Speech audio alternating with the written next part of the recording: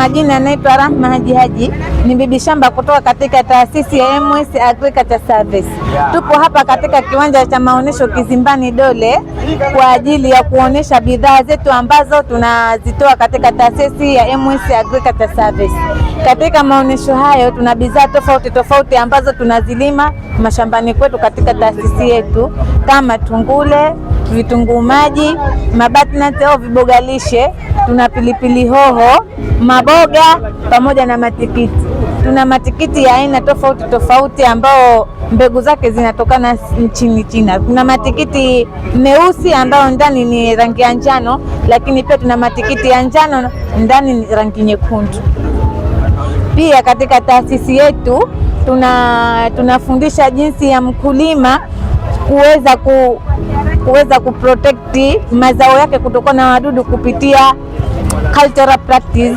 Mfano, yani katika shamba lako unaweza ukalima vitu vyako baadaye ukaweka life barrier kwa kutumia maua.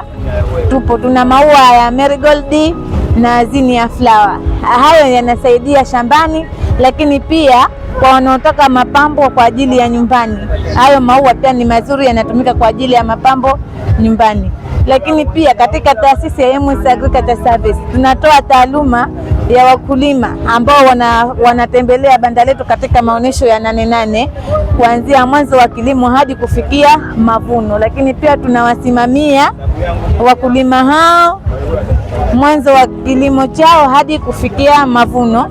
Tunawakaribisha wananchi wote kwa ujumla kutembelea katika banda letu la MS Agriculture Service katika maonyesho ya Kizimbani Dole 8 kuja kujionea bidhaa ambazo zinatolewa katika taasisi yetu, lakini pia kuja kupata elimu tofauti tofauti na kuja kuona tofauti tofauti bidhaa ambazo hazipatikani hapa Zanzibar isipokuwa katika taasisi ya MS Agriculture Service. Kama matikiti hayo ni ya kwanza kwa Zanzibar kufika katika taasisi yetu ya MS Agriculture Service, na matikiti hayo tumefanyia sample kwa ajili ya wakulima wetu wa Zanzibar ambao wataweza kulima matikiti hayo.